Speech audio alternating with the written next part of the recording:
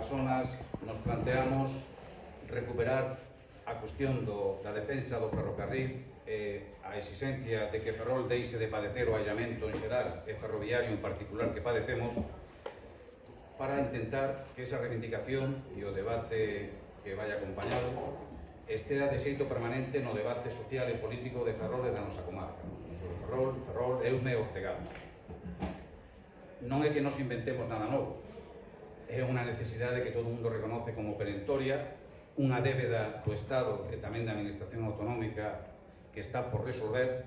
Por lo tanto, insisto que non inventamos nada novo, todo o contrario. Hoxe entre nós, por exemplo, está Francisco Rodríguez, que na súa etapa de diputado do BNG, pois todos sabemos que, ademais de outras intervencións a prol dos dereitos da cidadanía de Galiza, pois tuvo unha intervención constante e de nivel, de calidad, seria e coherente para intentar precisamente que a cuestión ferroviaria para o conxunto do país e para Ferrol e comarca en particular non quedara no esquecemento como algo secundario. Lamentablemente, pasadas décadas, a pesar dese esforzo e outro esforzo do conxunto da cidadanía, movimento político, sindical, social, moi diverso, intelectual, seguimos con este problema. Pensamos que é o momento de resolver, ou polo menos de plantear que xa non é de recibo que se nos diga a cidadanía das nosas comarcas que hai un compromiso cando a hora de verdade ese compromiso, pasadas as citas electorales, non se materializa. O Porto Exterior parece que está en fase de remate, vai a ter tamén conexión ferroviaria atravesando esta ensenada, cousa discutible, pero en fin, é algo xa irremediable. E a cuestión é que a partir de aí, que pasa co resto da previsión do Estado sobre a infraestructura e se hai realmente compromiso. Non me estendo máis. As persoas que hoxe van que é a segunda conferencia dos actos que preparamos, dos 3 que están previstos, en esta primeira tanda, porque despois haberá máis, seguramente, e non descartamos unha fase de reivindicación e de movilización ante as institucións, na rúa, etc. Pero hoxe nesta segunda conferencia, pois están as compañeiras Xulia Díaz, Sisto, conocida pola súa trayectoria como periodista en activo, radiofónica fundamentalmente, pero ademais non só radiofónica, e tamén como unha persona comprometida coa realidade social da comarca e a prol da mellora das condiciones sociolaborales, socioeconómicas. E exactamente o mesmo que Esperanza Piñeiro de San Miguel, unha profesora e ademais historiadora de reconocido prestixio e de un bagaxe impresionante de estudio e de produción, de investigación en xeral sobre a historia pero da comarca en particular, e tamén conocida por o seu compromiso en todo aquilo que sea impulsar os dereitos a progresar e a mellorar como ciudadanos da comarca. E eu creo que, sin máis preámbulos, creo que xa me estendí un pouco de máis, pois empezamos. A cuestión é que non quedou claro se empeza Xulia, empeza Esperanza ou vos decidades.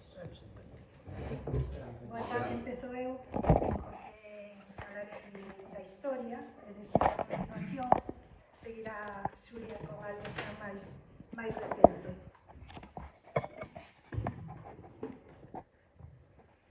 Escoítase, sí. Bueno, pois, antes de nada, quero insistir que este foro estamos pola modernización do tren tanto a Betanzos como hasta Coruña, como pola liña ata Ribadeo, non? Porque isto é un soño colectivo, un anhelo de toda a cidade que simplemente nos facemos, pois, reflectimos esa aspiración.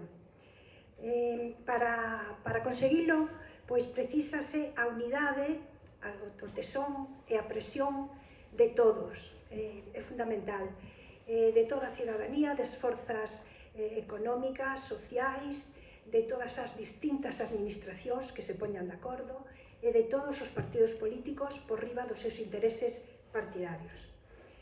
No pasado, así ocurriu na historia de Ferrol. No pasado avanzouse precisamente gracias a tesón e unidade, por eso eu chamo así a miña intervención. Ímolo ver, polo tanto. O primeiro que vemos é, a principios do século XX, como eran as comunicacións de Ferrol. A parte de 2 vapores diarios a Coruña, o que existían eran Diligencias. E leo sacado un periódico da época. Para Betanzos sale a las 12 de la noche y llega a las 6 de la mañana. 6 horas. Para Santa Marta de Ortigueira e Viveiro sale ás 5:30 de la tarde e chega o primeiro punto a 1 da madrugada e a Viveiro ás 8 da mañá. Parece unha equivocación, pero non, eran 14 horas o que costaba. Cando despois poñen o tren desde Coruña, pois había que coller o vapor para ir a Coruña e despois esperar ali, ir do Porto á estación do tren, coller o tren, pasar por diante de Betanzos e seguir en tren hacia Madrid. Bueno, entón, por iso, tanta insistencia en que en Ferrol queríamos chegar en tren a Betanzos, non? Chamábanlle o ramalillo, irónicamente, porque costou tanto tempo en conseguilo que xa foi obxecto pois, de innumerables xestións, pero tamén xa de chanza, de apropósitos, bueno, pois un pouco buscar a parte humorística. Pola súa situación de Ferrol, pois por eso digo que sempre, fundamentalmente, as comunicacións foron marítimas. Lembro como cantan los Limones, aquí está mi hogar, donde se acaba el mar. Bueno, finalmente, de maneira tardía, foronse abrindo as estradas primeiro. Despois chegou a autoestrada, tarde. Despois tiña que chegar a autovía do Cantábrico, pero no ano 1999, recordades, decidiron que ao chegar un punto determinado se iba hacia o interior, hacia Vilalba e hacia Coruña. Entonces chegou tarde aquí tamén.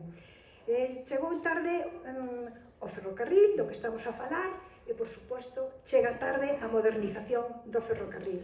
Causas, pois, ademais das xeográficas e históricas, quizás tamén porque non somos capital de provincia, porque esta área non é tratada como a gran conurbación que teníamos que ser Ferrol-Coruña, por intereses políticos, económicos, competitividade entre cidades, falta de planificación e tamén, seguramente, pola desigual financiación das autonomías. Ben, o ferrocarril a Betanzos poño aí 1853-1913, 60 anos dende a primeira vez que se fala da súa necesidade ata que se inaugura. Eu, pois, investigando dende hai décadas no Archivo Municipal de Ferrol en distintos temas, sempre ia encontrando referencias ao ferrocarril. Así o ia escribindo nos meus artigos. Por lo tanto, dende mediados do século XIX, a historia do ferrocarril e a historia de Ferrol están totalmente interrelacionadas. A Ferrol non lle foi nada regalado. Constatei que o foi conseguindo estos 60 anos, conseguiu o tren sempre mediante a unidade, innumerables xestións e formas de presión. Ben, o tren empeza a mediados do século XIX en España, dunha maneira radial, centralizada, e avanza, bueno, con unha vía máis ancha que a internacional, que isto sempre durante xa todo o tempo nos sigue causando problemas. O ancho internacional é máis ou menos 1,43 metros e o ibérico é 1,66. Ben, avanzamos na historia. No ano 1855 se promulga a lei do ferrocarril e tamén se promulgan as leis de sociedades por accións, sociedades anónimas. Isto é importante porque isto vai permitir que se formen as compañías de ferrocarrís. Os primeiros documentos que atopamos, como dicimos, no archivo son do ano 1853. Entón, claro, a Coruña protesta, e inmediatamente o Concello de Ferrol protesta tamén, úneselle a protesta.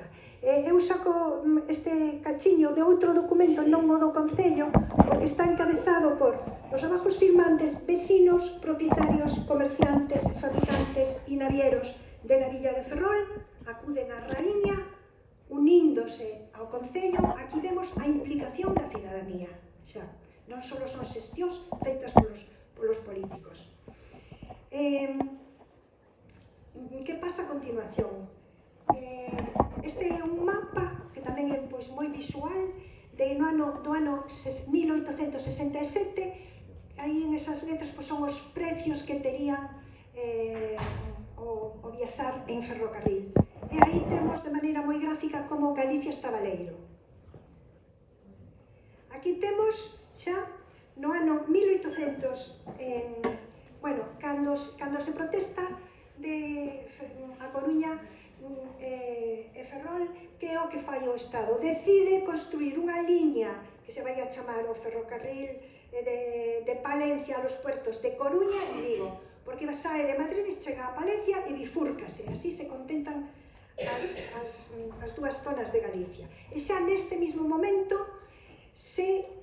hai unha orde que manda facer un estudio do ramal Ferrol-Betanzos, que repito, se inaugurará no ano 13. Serán, polo tanto, 49 anos xa dende que se implica o Estado para a súa construción. A partir de entón, fanse innumerables estudios demográficos, económicos, peticións formais para que o proxecto avance.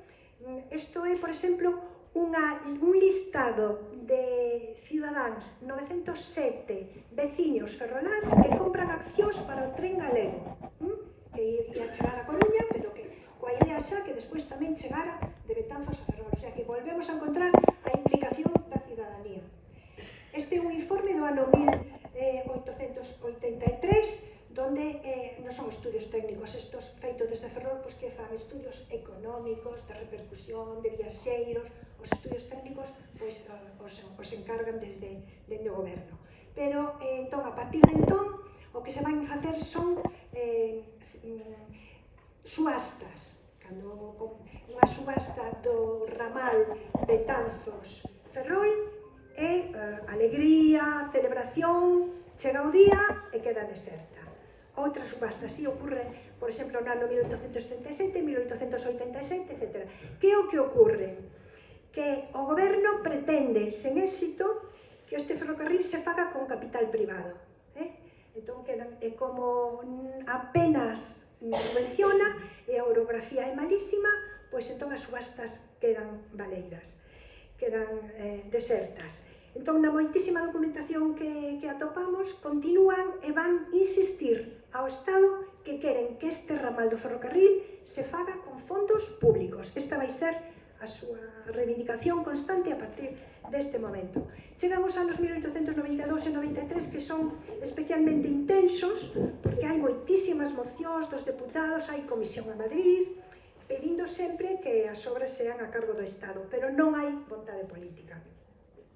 Entón, en esta situación de desesperación e de decepción do pobo de Ferrol, porque xa, no ano 1875, xa en 9 anos, xa acabaran o tren de Lugo a Ferrol, de Lugo a Coruña. Cando hai interese, aínda con aqueles medios, xa estaba conseguido dende o ano 1875. E aquí seguíamos e non conseguíamos o tramo Betanzos-Ferrol.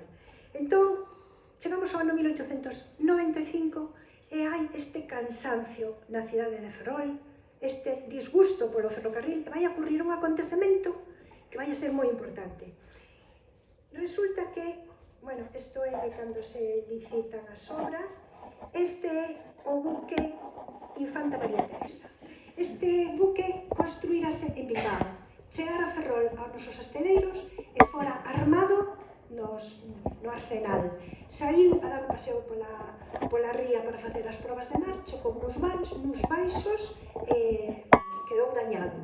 Entón o goberno di que o leve ata Bilbao e que o reparen os hosteleiros. Entón, o pobo de Ferrol, chegamos. Non temos o ferrocarril e temos aquí este paro. Ademais, se unen as reivindicacións que históricamente levaban facendo que se facían aquí desde Ferrol, que eran, insisto, buques para hosteleiro, ferrocarril, mellora da estrada e mellora do porto civil. Esas eran as reivindicacións que unían por riba de intereses políticos a todos os grupos no concello. Ben, entón, que ocorre ante isto? A reacción a parte do povo e dos obreiros no Concello. No Concello, todos os grupos políticos que nese momento había, conservadores, liberales, republicanos e socialistas, únense e dimiten en bloque. O alcalde era conservador. Dimiten en bloque. Entón, se monta, dentro do goberno civil, colocan militarizan o Concello, estado de sitio, ao mesmo tempo censura previa, multados e pendentes de suizo. Toda a corporación vai estar pechada na escola de Ferrol Vello, que é en riba dos arcos, frente ao mar, e ali popularmente a xente lle vai chamar Palacio da Dignidade. Bueno, como consecuencia desto, finalmente o goberno non cede, manda o barco a reparar a Bilbao, pero en ese mismo momento promete, Cánovas del Castillo promete traballo para Ferrol, un gran buque, ferrocarril, e promete tamén mellora das estradas. Entón é un triunfo. A unidade, a presión vai conseguir que sigamos avanzando, non?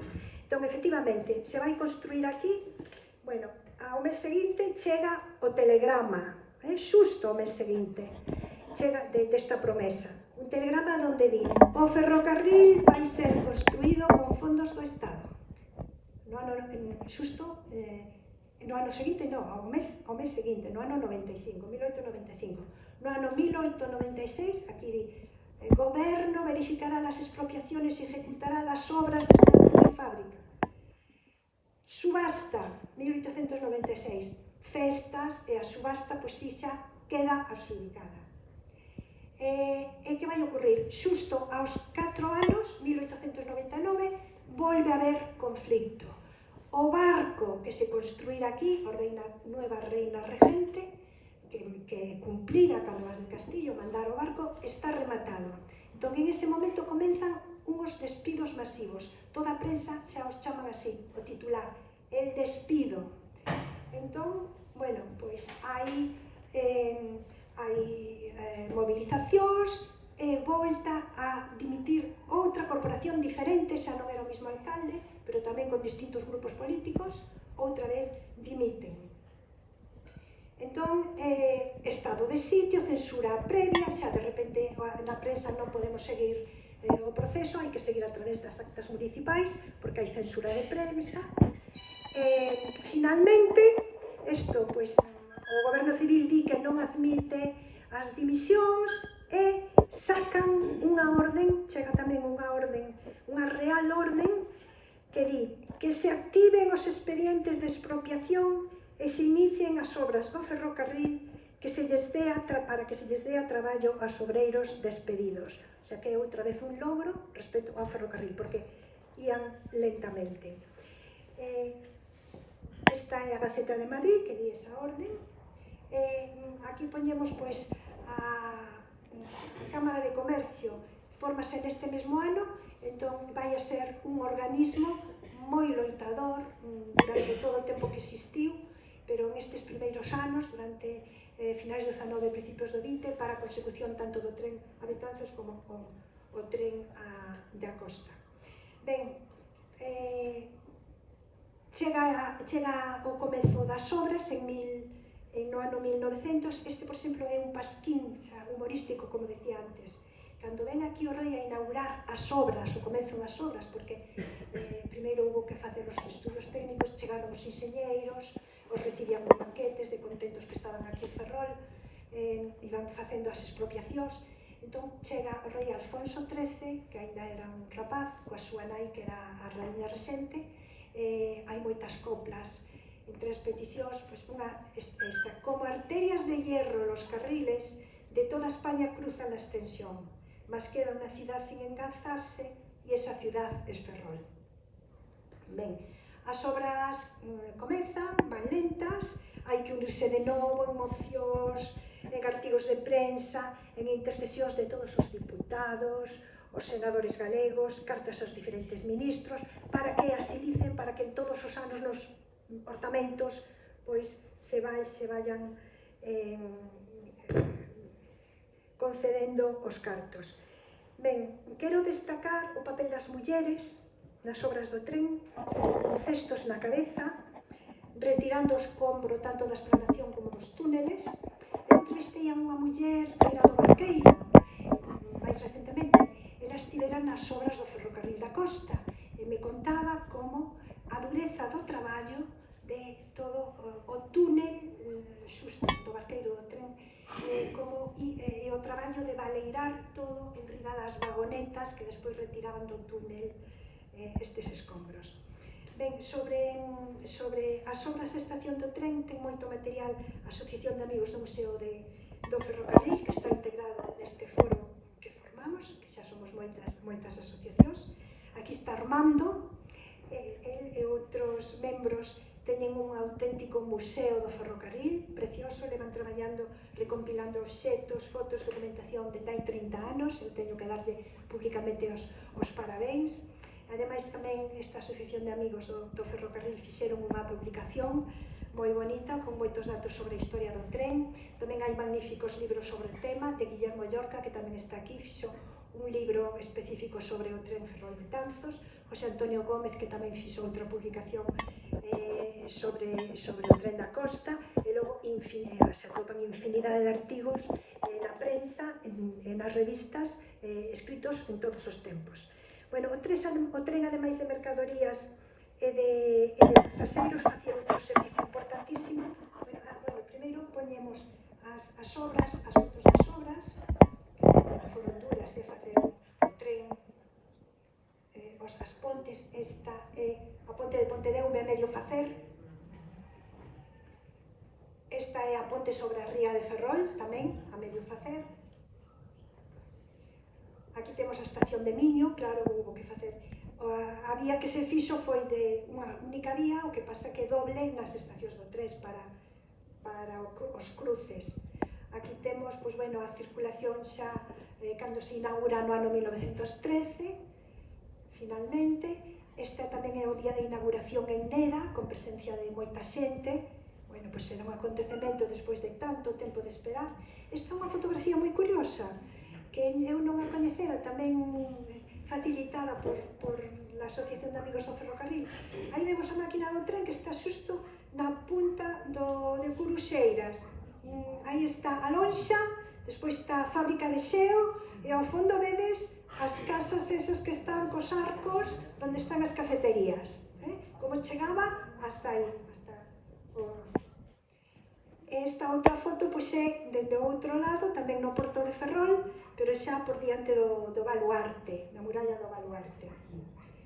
Bueno, estas son impresionantes pola zona de ver el tren Correo, como ten que pasar facendo esas curvas, con unhas trincheiras, con unha explanación moi pequena, e que, bueno, pois que haberá que, cando non o modernicen, haberá que anchear as explanacións, mellorar toda a línea, electrificala, todo eso. Outro tren Correo, outra fotografía impresionante. E aquí temos o tren Correo.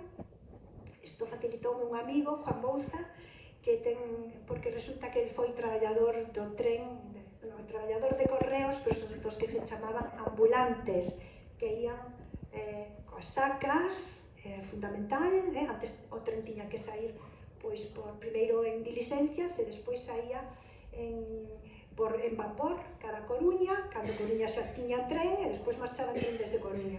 Entón, bueno, isto é como o vagón específico de correos que levaba o tren, este xa é máis moderno, como ian traballando, eran, bueno, pois os traballadores de correos tiñan que certificar que chegaban os paquetes, tamén levaban cartos, xiros, paquetes de todo tipo, cartas, etc. Esta é a estación do tren de Ferrol. E pasamos xa, rapidamente paso a Ferrol Ribadeo, o tren da costa, chamado popularmente de vía estreita, que se chamaba Ferrol Gijón, era a denominación. No ano 1864, poño aí, 1864, 1962. Sí, fácil de restar. 98 anos tardamos, dende a primeira solicitude ata a inauguración do primeiro tramo. E tamén houbo que facer de todo, pero cando fomos conseguindo pequenos avances, sempre foi gracias á unidade. Ímolo ver moi rápido. No ano 1864, a primeira vez, un documento do arquivo, que se pide que chegue ata Ribadeo. Aquí o goberno, no ano 64, 1883, o goberno por medio de sus ingenieros mandará hacer con toda brevedad los estudios de un ferrocarril que partiendo de Ferrol y pasando por Santa Marta, Vivero y Ribadeo termine en Gijón. Bueno, vou contar unha anécdota. Eu entrevistei hai uns bastantes anos a un maquinista que viñera destinado aquí a Ferrol. Viñera nos anos 1950. Contounos que chegaran 13 ferroviarios e que a xente tiña tantas ganas do tren da costa que lles regalaban comida e lles fiaban nas tendas e nos comercios. Contaba que primeiro, segundo, ia avanzando, porque estaba feita a explanación e algúns túneles e algunhas pontes, había que terminalo, non? Pero non estaban colocadas as vías. Entón, a medida que iban colocando as vías, iban levando material en unha máquina de tren que era a carbón. Entón, según ian avanzando, el lembra as mulleres andando, recollendo os cachos de carbón que caían á vía para poder utilizar nas súas casas naqueles tempos tan duros. Recorda tamén que nas primeiras viaxes, cando chegaban aos túneles, tiñan que pitar, entrar moi despaciño, porque se encontraban de frente sempre, se encontraban carros e animais, cos labregos, os campesiños, porque utilizaban eso como se fose un camiño.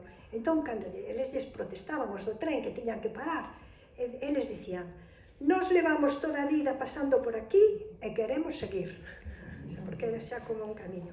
Bueno, e tamén nos contou, por exemplo, que os viaxeiros que me recordaban eran os traballadores de Astano e de Bazán, que no primeiro tren da mañán, chamado tren obreiro, cando eles, os maquinistas, nos apeadeiros, o tren esperaba por se algún se retrasaba. Como xa os coñecían, en tal apeadeiro ten que traer fulano, mengano, a non ser que un compañeiro ou un familiar fose avisarlle: fulano non vai, que está enfermo, ou o que sexa.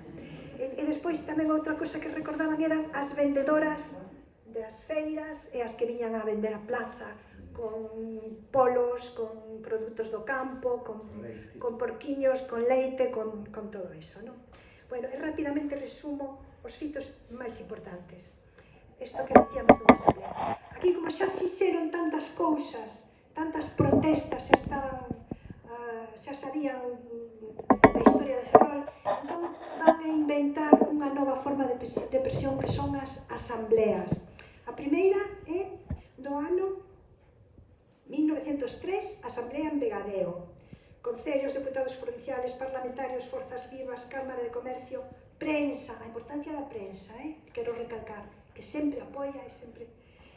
Organízanse estas asambleas con xuntas directivas e con cousas que teñen que facer. A Asamblea de Madrid, van a Madrid, asturianos e galegos, todos xuntos. No centro asturiano en Madrid, reúnense para presionar. A Asamblea en Ferrol, aquí van a engadir outra cosa, que é unha especie como de noso foro. Chámase a Liga Popular Ferrolana, que entre outras cousas son apartidistas, é unha asociación, o sea, non están os partidos políticos, aínda que despois traballan conxuntamente cos partidos políticos, pero que é para presionar fundamentalmente polo ferrocarril, organizando unha asociación no ano 1915. Por fin, no ano 1922, empezan as obras, as expropiacións e as obras. E coa ditadura de Primo de Rivera, que en toda España se van a incentivar, pois as obras avanzan moitísimo. Chega a República, entón se faz un estudio para ver que cousas faltan e como hai que seguir. Xa están en ese momento está feito o viaducto, por exemplo, en Mera, e aí a medio facer a ponte sobre o río Sor. O Outra curiosa é esta que é sobre Viveiro, atravesando para entrar en Viveiro. O sea, que son obras grandes. Unha novidade en aquel momento era que non fixeron pasos a nivel. Por iso hai tantas pequeniñas pontes con todos os camiños. Ben, xa vou acabando. Se paraliza todo coa Guerra Civil, lóxicamente, despois da Guerra Civil continúan as asambleas. Tamén Ferrol Gijón, pensando por elas, pois xa hai unha que se fai un día en Ferrol e outro día en Coruña, outra asamblea máis, unha era no ano 41, outra foi no ano 42, en Xixón, despois houve outra máis en Vegadeo, sempre con impulso da prensa. E, bueno, seguiu xerando coplas. Por exemplo, se representou no Jofre unha propósito escrito por Manuel Mas Díaz que decía: el ferrocarril Ferrol-Gijón o los sueños, sueños son. Por fin, no ano 1962 se inaugura, en 1972 finalmente, se inaugura a Tamera solo, non chegaba nin a Tortigueira, pero xa nos seguintes anos foi acabándose, ata o ano 1972.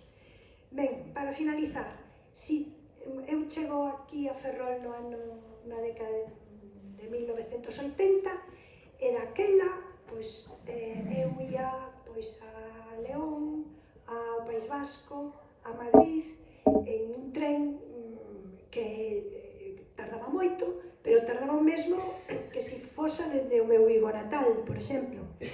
Daquela tamén as estradas non ofrecían moitas ventaxes, pero dende ese ano ata aquí estamos peor que en todos os sitios, modernizouse en todos os sitios e aquí non.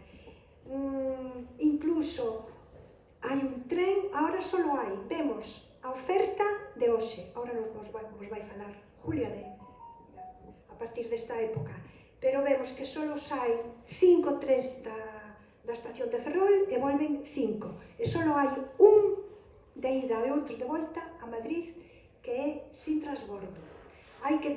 Todas as demais veces hai que esperar na Coruña entre 20 minutos e media hora, e se rumorea, e cando se rumorea e que logo van facer, que o tren, o único que ven de Madrid, o da noite, que chega aquí ás 12 da noite, que o único que ven vai parar en Coruña, e ali nos van a baixar, baixa maletas, camiña, colle outro tren, monta para vir a Ferrol. Bueno, con todo isto que vos contei, creo que está claro que o camiño é a unidade. Como non imos estar de acordo en que unidade, tesón, todas as forzas políticas e a unidade de todos os... Porque eu sei que todos os partidos políticos ferroláns están totalmente de acordo con isto, con Ferrol, con a modernización do tren. Pero xa cando saímos fora de Ferrol, a cousa xa vai cambiando. Entón, tennos que oír e seguramente que o conseguiremos. Nada máis, gracias.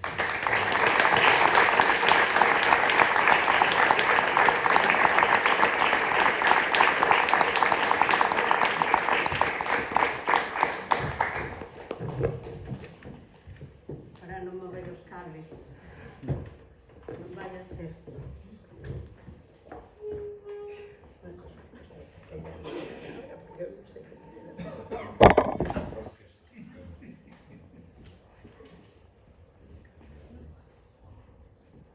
Sí.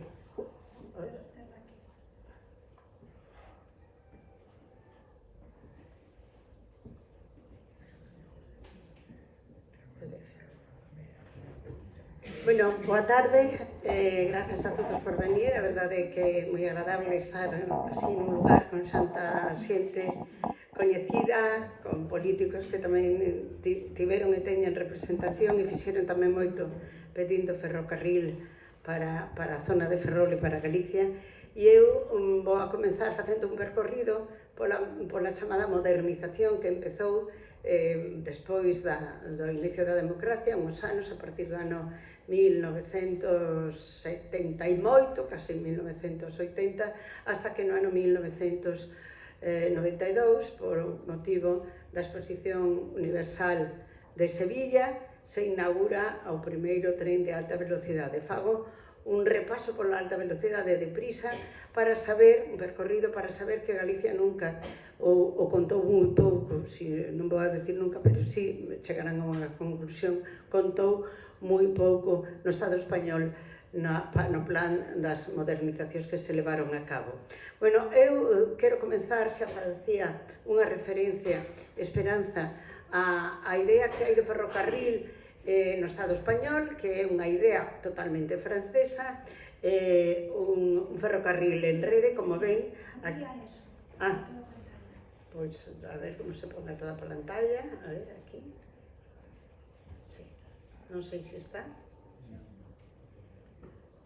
Sei que se lle dá algo, pero non me acordo aquí. En ver. En ver. Bueno, pois como non me digas dónde. A ver, sí, entonces... Abajo, pantalla completa. Abajo de todo. No, arriba. Pantalla completa. Ese, pantalla completa. Abajo. Non fixen probas, non o vexo. Bueno, menos mal. Bueno, que desastre. Bueno, aquí vemos como é a Concepción, unha Concepción que ven de Francia. En Francia estaban emocionados cando chega Felipe V a España, trae as ideas francesas e antes empezara tamén Felipe II cando traslada a corte a Madrid, e entonces cando empeza a proxectarse o ferrocarril en España con Isabel II, pois o modelo é París lá, non? Entonces aquí temos un modelo francés e outro modelo. Isto quere decir que todo o ferrocarril e todo o que ocorre no Estado español ten que pasar por Madrid, incluso o Cantábrico, o corredor atlántico, todo ten que sair de Madrid. Eso retrasa moitísimo todas as concepcións. Frente a esta idea, que de origen francés, está o que hai en Alemania, o que hai no Reino Unido, en donde a idea é a malla, tamén en Estados Unidos, en outros países. A malla quere decir que se fai así, é que en cada unión desa malla o que se fain é cercanías e outros trens que facilitan moito o feito de que un ferrocarril sea máis extenso e poida mover a toda a xente, é dicir, facer cercanías. Bueno, a rede ferroviaria, xa o explicou, ten ancho ibérico de 1668, logo hai ancho internacional que se fixo con motivo cando empezou o tren de alta velocidade para a exposición de Sevilla, e logo está o de Feve, que é 1 metro. E logo hai algo que se fixo en Galicia tamén para facer posible que de ancho ibérico, 1600 e pico milímetros, pois se podera pasar ao ancho internacional, que é de 1400. E como? Pois, como vedes aí, hai unha vía que é de ancho ibérico e iso que lle pon é o que a transforma en ancho internacional. Deso hai moi pouco, hai en moi poucos lugares. Non estaba previsto que isto podera ser para un ancho para que transcurrira por el os trens de mercancías. Ao final o que se fixo é que os mercancías teñen que circular, sobre todo en Galicia, para o corredor atlántico, terán que circular polo mesmo lugar, co cual non imos ter un servicio que precisamos, non? Bueno, está composta por o que depende do Estado, que sigue sendo Renfe, a rede ferroviaria, e logo o de Feve, que logo foi traspasado en algúns casos cando xa está rematada as comunidades autónomas. E neste caso foron ao País Vasco e a Cataluña. Logo teremos ocasión de ver uns mapas. No ano 92, decía, con a Exposición Universal de Sevilla se empezan a mover, e entonces o tren que estaba apartado, que só se construíran estradas, carreteras e autovías, entonces se considera a importancia que ten o tren como para mover, e tamén como hai que electrificar, pois é menos contaminante, é máis sostible que os trens que se movían por carbón ou por diésel. Pero, evidentemente, a partir desta rede de alta velocidade con Sevilla, xa, pois, o xogo político empeza, todas as comunidades queren, e, lóxicamente, en Galicia, pois, xa temos a comunidade autónoma, e quedará fora de todos os plans ata que xa con Fraga na autonomía galega, no goberno galego, pois se fai un proxecto, un plan, pero de trens convencionais no ano 1995, que se trazan, pero hai pouca cousa. Que pasa? Que que xa cando goberna José María Aznar, no ano 2000, hai así como un gran pacto, penso que tamén urxidos polo que non se movía nada en Galicia, porque estaba xa Cataluña, estaban xa momentos e en Galicia non había absolutamente nada. Entonces, pactan unha red pretendida de alta velocidade, pero que o único que fan, o que tratan, porque tampouco se fai, tardará moito, en mellorar, digamos que as pendientes que teñen os radios, non, as vías, porque non se pode ir con alta velocidade por se hai moita pendiente, e tampouco é ampliar os radios de moitas vías. En outros casos se pon novo. Entón, hai un xogo de ancho ibérico e hai outro ancho internacional. Eso quere decir que son necesarios, serán necesarios uns trens que podan cambiar, que xa existían, que eran o Albia, para pasar de España a Francia, se existía tal que tiña eso, non? Bueno, eles asinan os primeiros datos e tamén crean o primeiro proxecto de corredor atlántico, pero que vai a ser retrasado, xa o presenta Cuiña, pero queda fora de xogo. A cronoloxía da alta velocidade a puxen un pouco para informar, pero vou a pasala rapidamente. Madrid-Sevilla, aquí están os mapas con as datas, Madrid-Zaragoza-Lleida, Zaragoza-Huesca van o primeiro que se pon é Cataluña, Madrid-Toledo, que se queda aí, non se move máis, Córdoba-Antequera. Aquí vou contar algo importante, Lleida-Camp de Tarragona, é dicir, que sigue pola vía Antequera, e logo sigue tamén por Andalucía, Antequera-Málaga. Sigue cara a Barcelona, Camp de Tarragona, e siguen Figueres, Túnel, Nudo de Mollet, e empezan a facer a de Madrid, Cuenca, Albacete. E logo, en 2011, é cando por fin en Galicia hai algo. Inaugúrase o tramo de alta velocidade, dito como dixen, que as vías non son de alta velocidade, non é ancho internacional, Coruña, Santiago, Ourense, aquí as temos. No ano 2000, pero non chegou a alta velocidade tampouco Ourense, é dicir, é unha cousa así para quedar ben en Galicia por facer algo, non? Aquí explico que é ancho ibérico tamén, non? Entonces, seguimos 2013, 2015 e se empezan xa a mover un pouco a que vai a ser a vía de alta velocidade cara a Galicia ou cara a mover o norte, non? Castilla e León. Entonces, tamén no 2015 se fai a de Santiago-Vigo, porque Vigo quedara desplazada naquel plan que firmara Fraga. Moi ben, Fraga con Cuiña e con Cuiña e con Aznar. Que pasa? En 2018, Valencia-Castellón, Antequera, Santa Ana, isto paso, aquí xa empezan a chegar a Galicia, Monforte del Cid, Elche, e aquí no 2021 a alta velocidade chega a Galicia daquela maneira que dixen, é dicir, si chega hasta Pedralba, pero o resto é ancho ibérico. Ancho ibérico con un albia, o que utilizan é un albia. Por que? Solamente con un albia. E é porque o albia ten dúas máquinas, unha eléctrica, non está, e outra diésel, para poder chegar aos sitios que non tiñan ao ancho ibérico, é dicir, que había que cambiarse. Bueno, pois aquí a AVE culminan Ourense, o seu primeiro viaxe a Galicia. Aquí o que fago é recoller normalmente este informe feito a base de notas de prensa, por iso collo castelán, en vez de poñelo que se lee moi mal, o levei aquí para que poidan enterarse, non? El novo servicio de alta velocidade con Madrid con Ourense completa isto é todo por decir algo, pero é unha velocidade que 220 metros, aos 300 chega un día, porque o trae para que faga iso con un abril. Pero un abril que todavía está, un tren abril que todavía nesa época era un tren de demostración, todavía non estaban construídos, era un que tiña para ver se funcionaba, ese sí que chegaba aos 300 kilómetros, pero por eso pasan logo cousas que pasan, non? E se trata de máis do tramo máis complejo, bueno, están contentos porque conseguiron facer todo isto dun tramo complejo debido a la accidentada orografía, é certo. Eso hai que decir que tanto Galicia como Asturias salen máis caras porque teñen unha orografía, unhas condicións xeográficas pois moito máis complicadas que pode ter Castilla, que pode ter Andalucía. Iso tamén hai que recollelo para informar de todo. En 2022, Venta de Baños, León Oviedo, que por fin chega ao Cantábrico, non?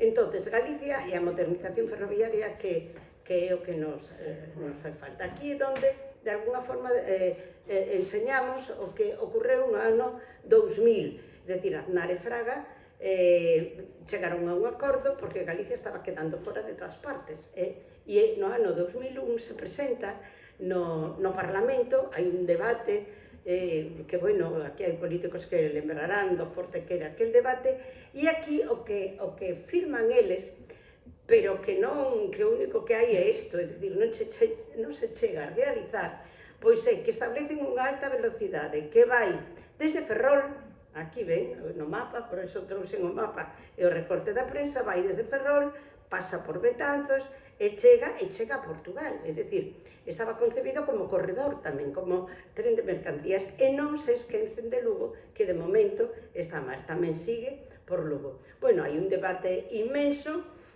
a que poñen verde a Cuíña, porque din que está contando tal. Pero bueno, esa el defende o proxecto como a modernización, pero chegaría a Ferrol. Aquí Ferrol se menciona, a partir de aquí se mencionará sempre Ferrol, pero Ferrol sempre queda fora, é dicir, nunca chega a Ferrol, non?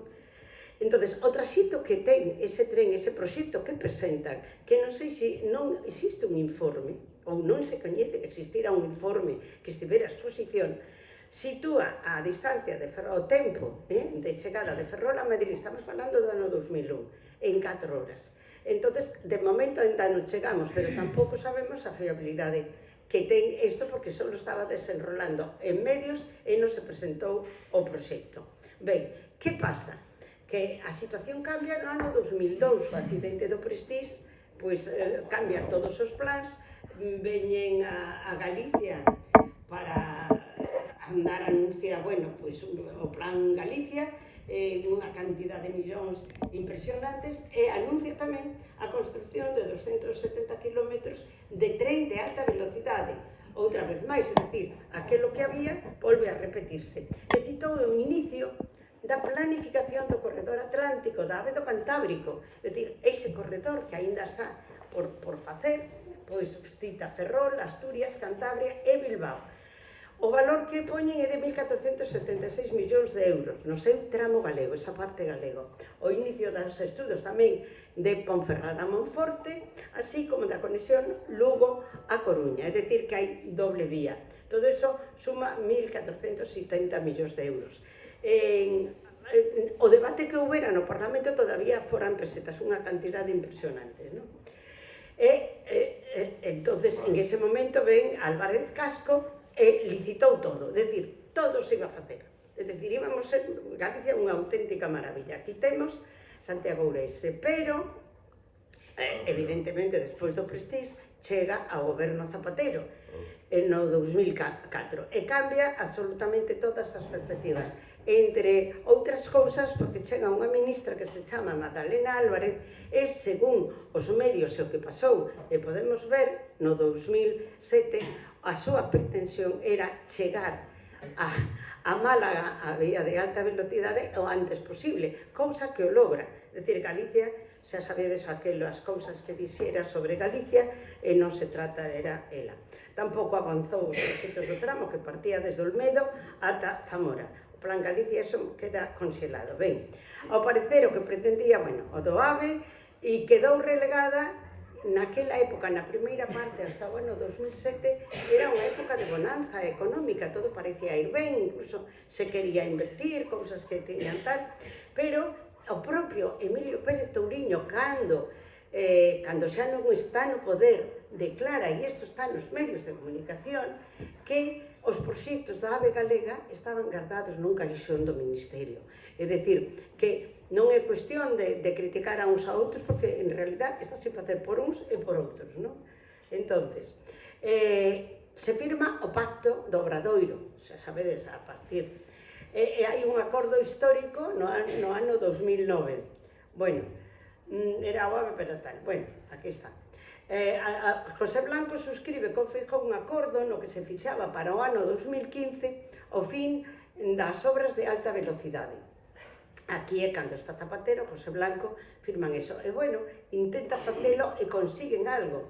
Contempla que vai Conecta Galicia coa meseta no ano 2015 con ese investimento e o 10 de decembro de 2011 abrirase a rede. É dicir, que non tardaron tanto porque xa se abre a rede interior de alta velocidade en Galicia, Coruña, Santiago, Ourense, queda Vigo. A infraestructura tuvo un coste de 3.300 millóns de euros e é, como dixen antes, avanzando un pouco as datas, de ancho ibérico con ancho internacional en algún sitio. Que pasa? Que isto deixou a Galicia sin posibilidades de ter unha vía para o futuro para as mercancías, aparte de outras cousas.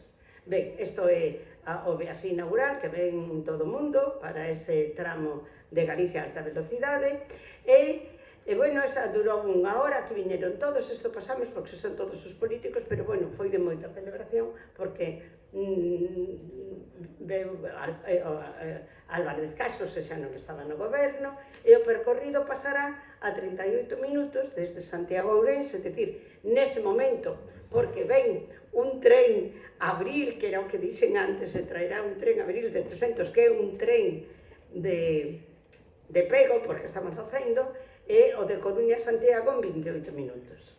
Ben, a crise financiera que ven a partir do ano 2008 parou todo. Entonces, Ana Pastor tampouco fai nada, que está no goberno o Partido Popular. Entonces, isto provoca que se fagan amplos recorridos, pero a trociños. Que pasa? Iso provoca unha serie de problemas que non os trouxen aquí, pero hai accidentes do Albia. Houve 7 accidentes, o máis serio, máis importante, o máis tráxico foi o de Angrois, que foi o 24 de xulio do ano 2013. Aquí está, se recolle un pouco notas de prensa, 80 mortos, 144 feridos, e aínda a xustiza está ahora deliberando e hai problemas porque non se recoñece que había, bueno, eu non podo dicir tampouco, pero parece ser que denuncian que o que non había era redes de control da velocidade. É dicir, estas vías necesitan un control para que se vai a exceso de velocidade o tren se poida frenar, o que se chama RTMS, máis ou menos, non? E parece que non es ben, pero bueno, pode haber outros temas. Bueno, isto foi algo que parou a Galicia, eu non quero estenderme, me estou estendendo. Bueno, a pesar de todo, o 30 de marzo, pois a liña Santiago-Vigo se inaugurou, completando un dos eixos do corredor atlántico, pero Ferrol sigue igual, é dicir, como di Esperanza, desde 1931, pois Ferrol está agardando. É motivo polo que, bueno, esa unidade que mencionou que existiu sempre, pois a este foro cidadán polo ferrocarril nos fai chamar a unha unidade de todos, porque ora veremos tamén polas notas de prensa como, do punto de vista dos políticos, dende a individualidade, si todos pediron polo tren, non? Entonces, bueno, aquí o tempo que tardan, que si o poderon ler xa está, e entonces Ferrol, aquí está, Coruña, Ferroliño, pois nada, aquí estamos, nada. Temos a vía que non a puxen para que se vera que isto, sin ser alta velocidade, por eso está, por eso recollo que é ancho ibérico, pois estamos. Xa no ano 2017, despois do accidente de Angrois, claro, que pasou? Que foi tan serio que se bloquearon moitos dos constructores que estaban facendo vías daquela maneira por tramos, e entonces xa pasaron tempo, desbloquearon 17 tramos que estaban paralizados polos controis que facía tamén o goberno para evitar que houbera, e renovaronse a todo ritmo. Polo tanto, houbo demoras técnicas, pero no 2001 xa se estrena a vía. Será un Albia, como vemos aquí, non pon Albia, pero bueno, se inaugura, e veñen un abril, perdón. Bueno, estas son fotos. A vía se faixe nun tren Abril de demostración ancho variable. Por qué? Porque o ancho variable, ora, bueno, aquí teño como a inauguración, bueno, estarán operativos. Eu aquí hago unha chamada de atención, porque figura que en principio hai unha chamada na prensa, e di, estes trens teñen ancho variable, estarán operativos nesta liña para no que ven. Isto foi no 2021. Estiveron operativos o 21 do 5 do 2024. É dicir, que o ancho variable tampouco estuvo. Estivemos a 200 km, 220 por hora. Aquí temos a explicación do tren de ancho, do ancho internacional, que este é o ancho ibérico, e aquí como temos o vermello e o ancho ibérico, e o que fai é que o tren con un bogie se reduce e vai pola vía, ou se amplía, depende de por que liña vaya, e pode. Aquí, o estado das vías galegas, os problemas dos trens Abril e AMLO dificultan que se cumplan os horarios, que poidan chegar a velocidade aos tempos. E entón se van reducindo, porque a xente protesta. Por exemplo, vir, como decía Esperanza, de Coruña a Ferrol nun Albia, pois te pode, bueno, estos xa non poden, porque non está nin electrificada a vía, entonces teñen que vir a diésel, co cual non hai as vías que poida, que non son de buggy, non son de cambio, non? Entonces, dentro de pouco, se a Albia deixa de funcionar, teremos que ir a Coruña. Pero sí que hai algo que eu non vou a decir que anime, pero sí hai algo que chama a atención. Desde que este foro empezamos un pouco a movernos, pero antes digo, parece que algo está mudando por as noticias que imos ver destes últimos días, pero vamos a seguir esta parte, non? En febreiro e marzo o número de viaxeiros, porque esta é os beneficios do tren. Decían que o tren a Galicia para que non está, porque Galicia, non sei que idea teñen de Galicia no Estado español, pero o número de viaxeiros que empeza a ver nos trens en Galicia, antes de que se ponen en marcha os cupóns de aforro, esos de que salga máis barato viaxar en tren, como se fixeron en outros territorios do Estado, aumenta unha cantidade que sorprende. E en febreiro de 2025, os viaxeiros, o número de viaxeiros de Galicia son superiores aos que utilizan o tren de Barcelona a Lleida, de Málaga a Sevilla, de Madrid a Valladolid e de Granada a Málaga. Entón, eso quere decir a importancia tremenda que ten un tren, que un tren funcione e que dé os servicios que ten que prestar. Ademais, desa importancia de que mova xente, esta importancia da sostenibilidade, de aforrar tempo e de non contaminar, porque cando vamos no coche tamén contaminamos, non? É dicir, 5,3 millóns de usuarios do tren de Vigo a Coruña e aumentou un 7% do ano 2023 a 2024 o número de viaxeiros. Isto quere decir que Ferrol ten que aspirar a ser esa fonte dinamizadora, porque o ten, da Galicia do norte, do Ferrol, que é da inmensa contorna que ten Ferrol, e que agora vamos a falar un pouquiño dela, o bypass. Levamos máis de 30 anos. Xa no 1995 se falaba do bypass. O bypass haberá que facelo, e se aprobou xa, e vamos a ver como. Bueno, quenes estiveron pedindo o tren, eu non me fumo así lonxe porque sei que Francisco Rodríguez, que está aquí, estivo insistindo, era un diputado que viaxaba en tren e sabía todas as dificultades que había. Pero o BNG pide máis servicios de tren en liña Ferrol a Coruña. E aquí o diputado Francisco Rodríguez pide máis servicios para facer circular, non solamente para Madrid, pero tamén de Ferrol a Coruña. E desde Francisco Rodríguez pregunta isto, como aquí non se pode ler, eu o poño aquí ao lado, el parlamentario estima que unha das causas, como está en castelán, o poño en castelán, está na infrautilización porque pasan hasta 5 horas entre viaje e el siguiente, é dicir, non hai servicios. Ao non haber servicios, a xente non vai en tren, vai no que pode. Entón, bueno, informa de tal,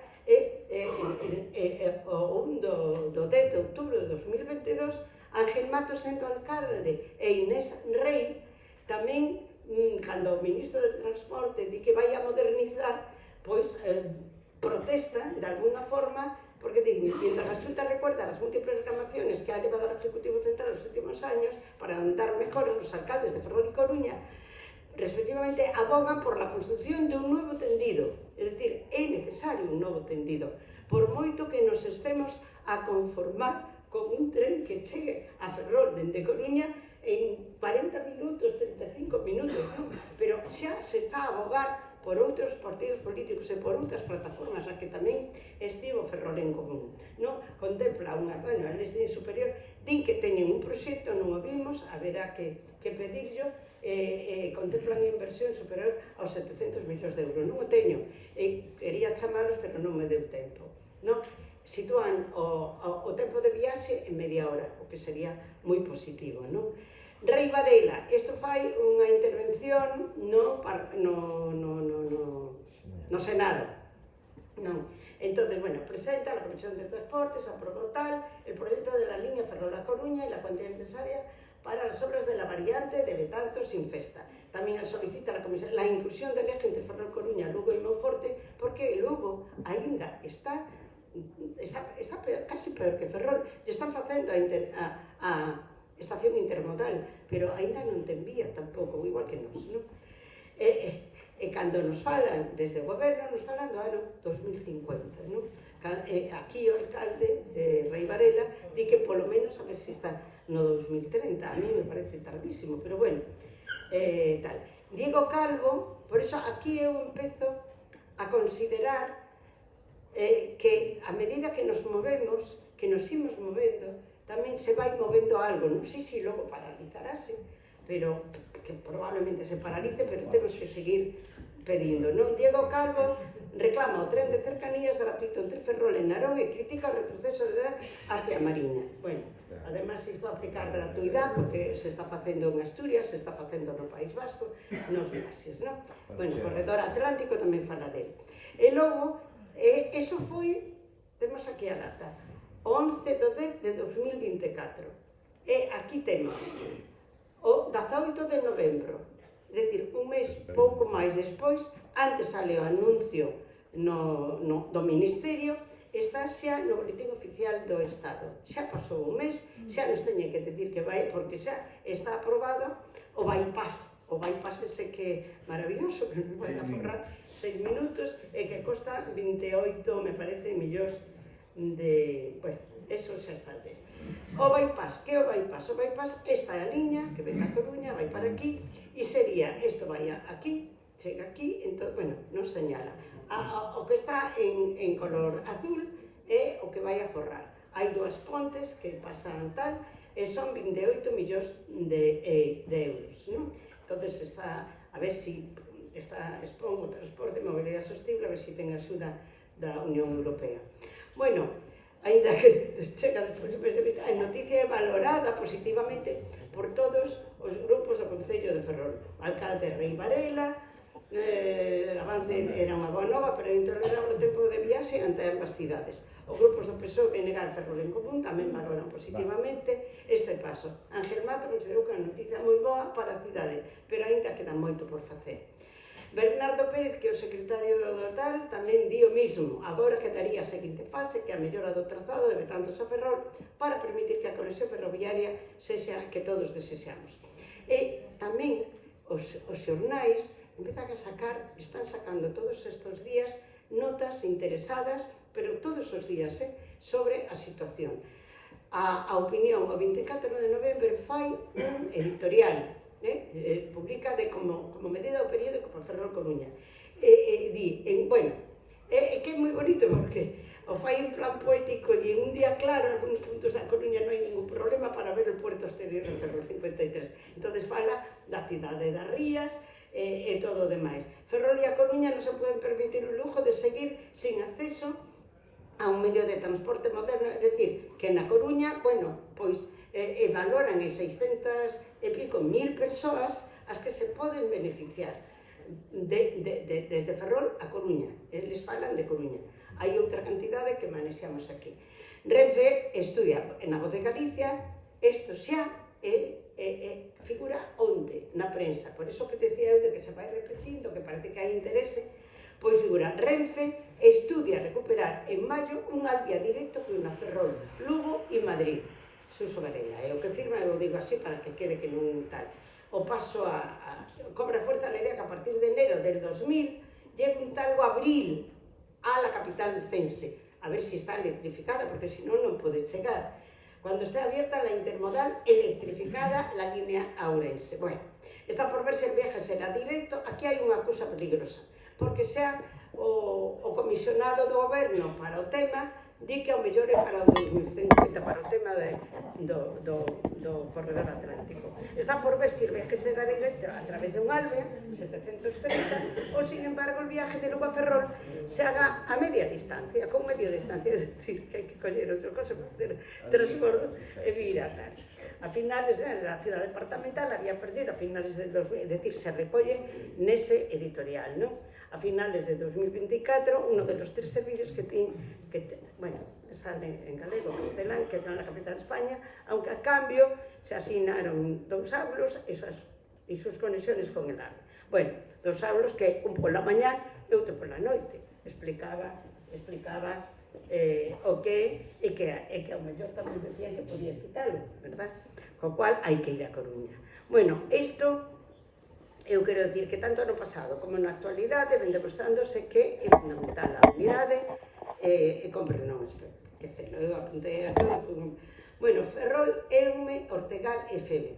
Entonces, bueno, aquí está todo abandonado. Non solamente os trens, tamén o material rodante, é dicir, por que se están suprimindo os trens? Porque o material, tanto o material rodante como os trens, son un desastre, falla. Onte fun a estación, me dixen, hoxe non sale o que vai a Mera.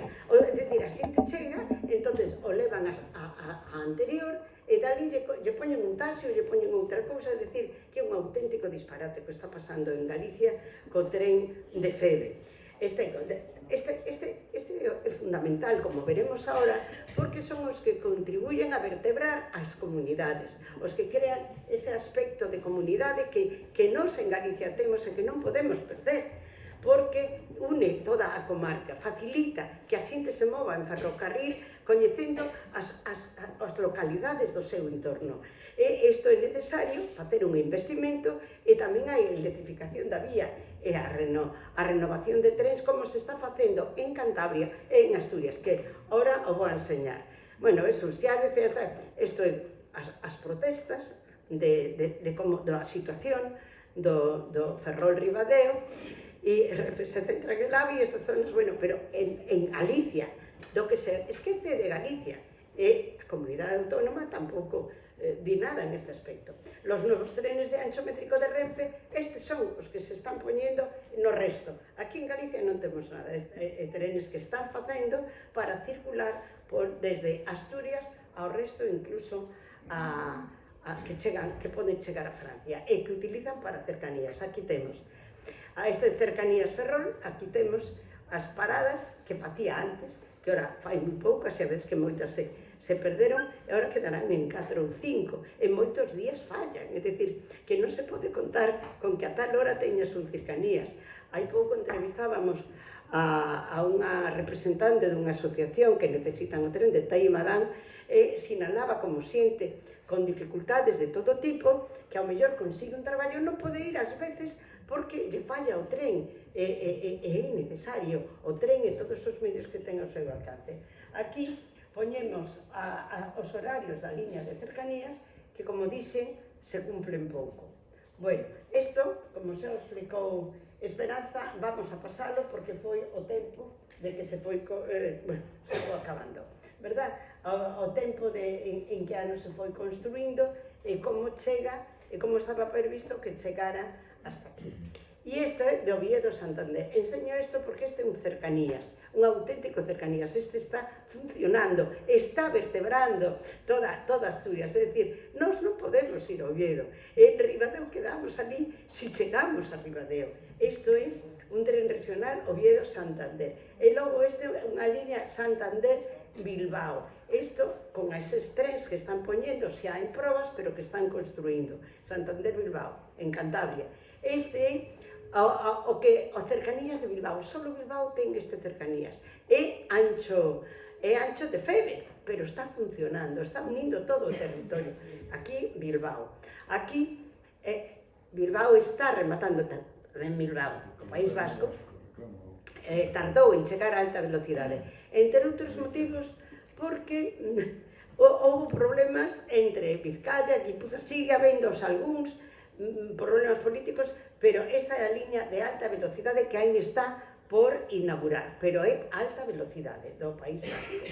E estos son, puxen isto un pouco para sinalar, porque falan na Coruña de 600.000, nos falamos en Ferrol, solamente Ferrol e Ume Ortegal, 186.000 habitantes, e a área de influencia de Ferrol é moi superior. Entón, eu trouxe uns datos para o que Ferrol, cando te entrevistas, eu pola miña profesión, por circunstancias, todos din, Ferrol non tira, Ferrol é a locomotora, neste caso, que debería, e foi a locomotora durante moitos anos, para a xente de toda esta zona, de toda esta zona amplia. Eu a metí na diócese de Mondoñedo porque moitos utilizaban, verdad, o ferrocarril. Entonces, no ano 1981, Ferrol tiña 87.691 habitantes. Foi pasando, baixando, e na actualidade ten 64.000. Eso que quere decir? Que somos unha zona que está deprimida en parte por decisións gubernamentais que non fixeron nada para cambiar o ritmo, para diversificar a acción industrial, porque Ferrol é unha cidade industrial. É unha cidade que eu sempre insisto, ten unha característica distinta ao resto das cidades galegas. Ferrol non é só Ferrol. Ferrol é todo o que está á beira da ría. Os povos de Ferrol se suman a todas as decisións, a todas as arelas que ten Ferrol, porque viven dos astaleiros, as dúas. Entonces, aí trouxeron xente de outros sitios. Entonces, Ferrol, con 64.000 habitantes, a diócese foi influída. A perda, aparte de que hai unha baixa demográfica en todo o país, é moi seria. É moi seria porque estamos deixando Galicia Baleira, a parte norte de Galicia Baleira. Entonces, por Ferrol, pero fundamentalmente polo papel que Galicia ten que xogar, toda Galicia, non unha parte de Galicia, non a Coruña, porque sabemos que, bueno, en fin, o porto exterior se fixo aquel famoso pacto onde viñeron, ou se decidiu, Ferrol tivo que facelo con diñeiro propio, é dicir, todas esas cousas que non paga pena porque hai que chamar a unidade. Ferrol ten unha repercusión económica fundamental, e Ferrol, cando pide algo, non o pide para Ferrol, porque todo o conxunto se ve, non vou a decir beneficiado, porque pode ser, pero sufre o efecto positivo desa actividade. Entonces, con isto eu penso que remato, e moitas grazas por la atención.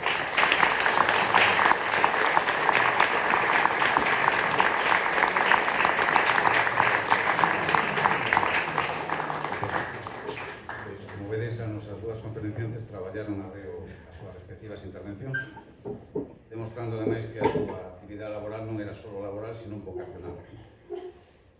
Antes de dar o título para intervencións que consideredes oportuno, si nos gustaría lembrar o acto primeiro que fixemos a semana pasada no Ateneo, porque a intervención de Vázquez Mao, secretario xeral do Eixo Atlántico, é unha intervención moi importante, de gran calidade.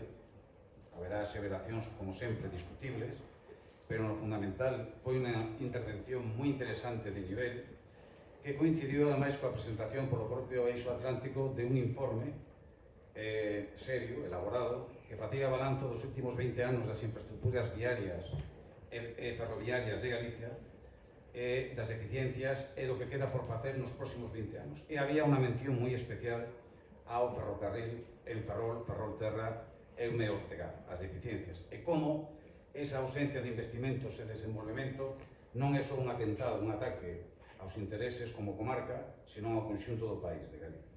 Esa conferencia está gravada, como se está gravando esta, non temos todavía unha página Facebook, pero quen queira ya facilitamos, porque paga a pena conocela, esa intervención. Ademais, xusto o Eixo Atlántico presentou ese informe demoledor frente ás administracións tanto central como autonómica e os partidos que a gestionan, xusto coincidendo co acto ao que se convidamos. Hubo certa deferencia, ¿no?, para dar máis importancia.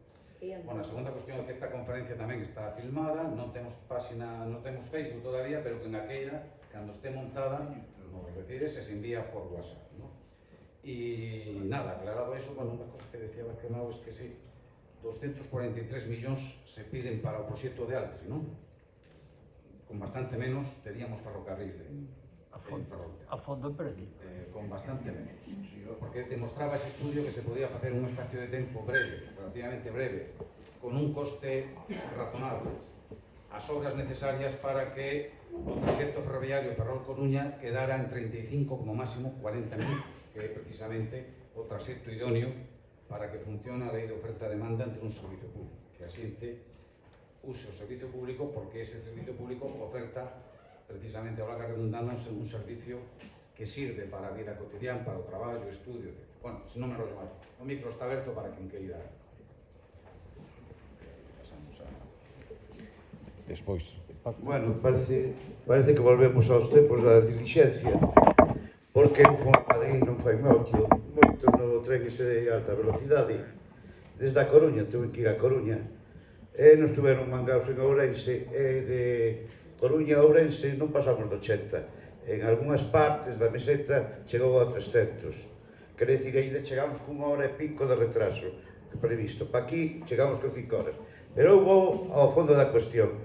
Ferrol non é unha cuestión de Ferrol, é unha cuestión de Galicia, como decía o compañeiro, porque Ferrol vertebra non solamente o que é a economía de Galicia, porque senón vai desaparecer, porque temos unha área metropolitana que é Ferrol-Coruña, que moita xente vai traballar a Coruña, ten que usar a porquería esa da autopista que temos, que ainda encima é de pago, e ainda encima é peligrosa.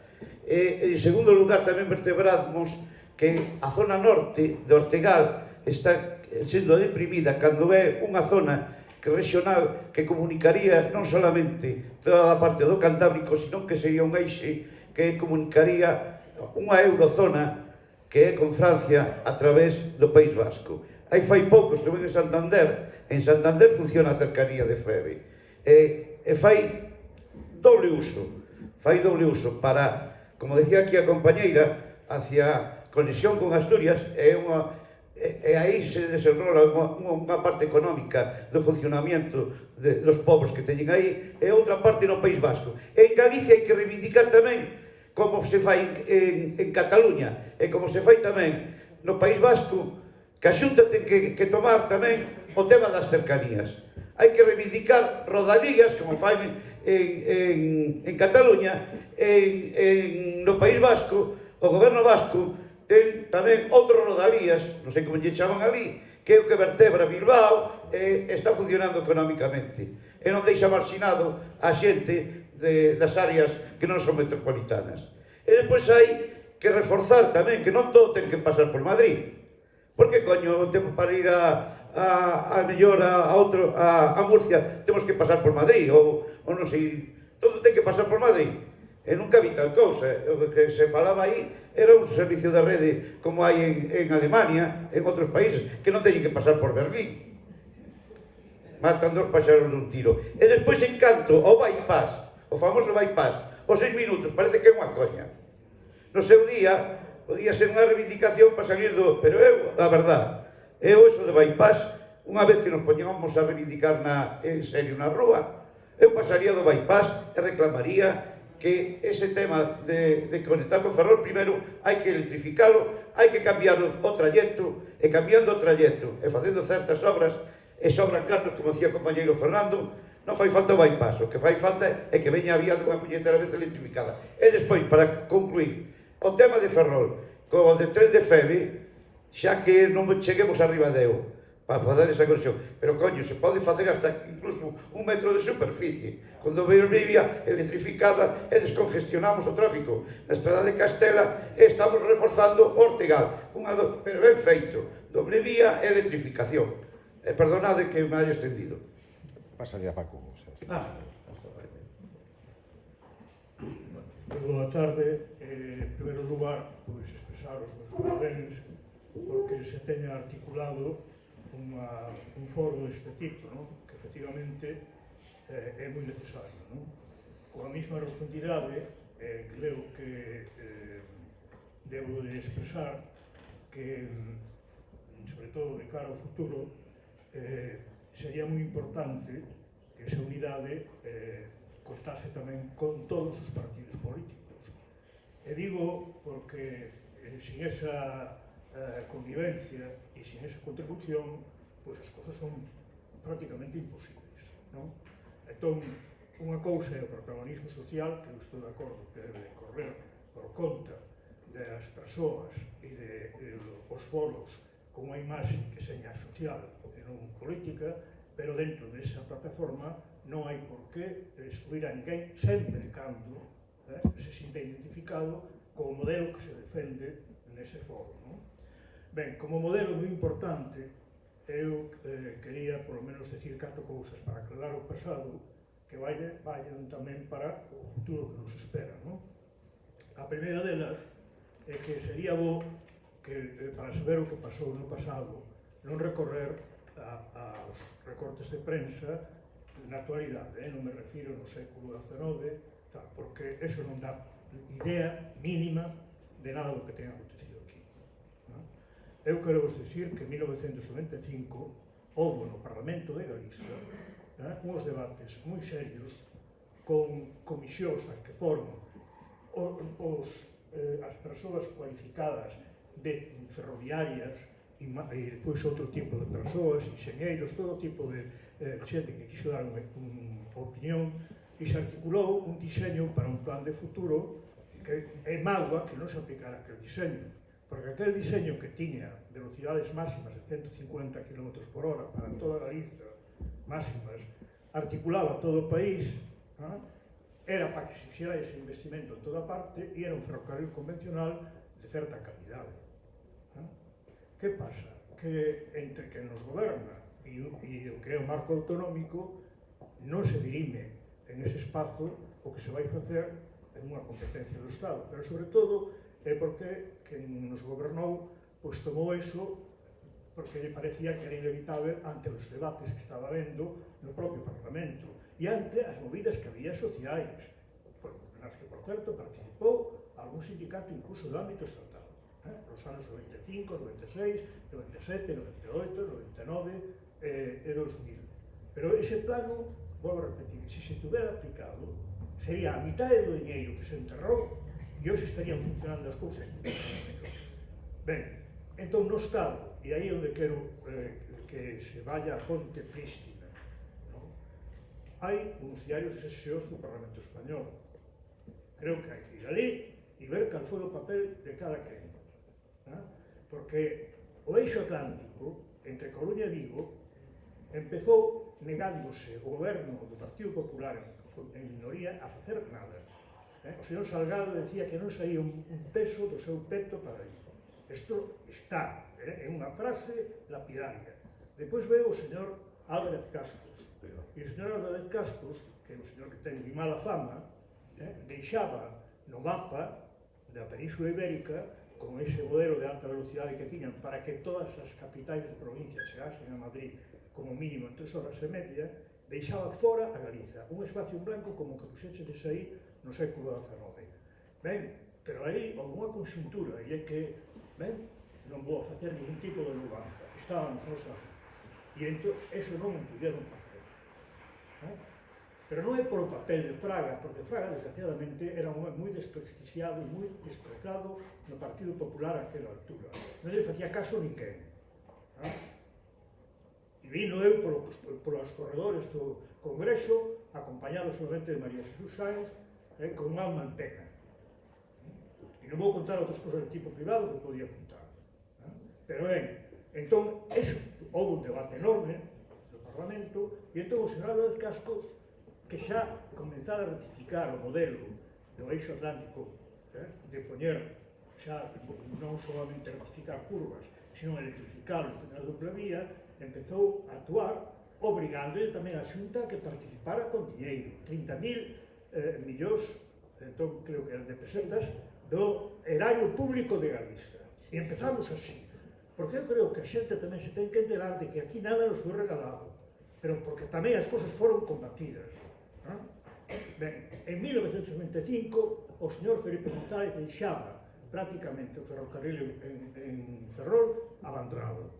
E máis, a Xunta tivo que poñer 500 millóns de pesetas todos os anos para un convenio co goberno, con Renfe, para manter 4 miserables trenes aí. Con ese diñeiro, en 5 anos, se pudo ter feito unha empresa ferroviaria galega. O sea, que a Xunta hai que criticala, pero hai que criticala por non querer representar ao país para nada. Pero esta foi a situación, e así fomos malvivindo hasta que chegou o século no que estamos. Efectivamente, incluso co debate que se armou antes do Prestige, o señor Álvarez Cascos trazou unha raya entre Ourense e Santiago e dixo estas troncal de alta velocidade en Galicia. E así foi, e se executou despois, pero foi el o que deu eso pola presión política, que non vou dicir de quen, pero creo que se pode ir aos diarios de sesiones e ali comprobar todo como pasou. Depois veo o goberno Zapatero, e efectivamente tiña esa dualidade, a señora Magdalena Álvarez, que non pensaba máis que na súa Andalucía, e que se quería cargar a cuestión de Álvarez Cascos. Hai que hacer algo que, hombre, pero que se pueda hacer. No. Pues esa señora non logrou eso, se executou con Zapatero en 5 anos. De tal maneira que, fixados no mapa, é a primeira vez que se fan obras de alta velocidade en Galiza antes de que chegue o traxecto de Madrid á fronteira galega, que ainda están agora acabando ese tramo. Por lo tanto, isto foron modificacións que se fixeron porque houve debate político. E cada que ocupou un papel ali, e iso se pode constatar.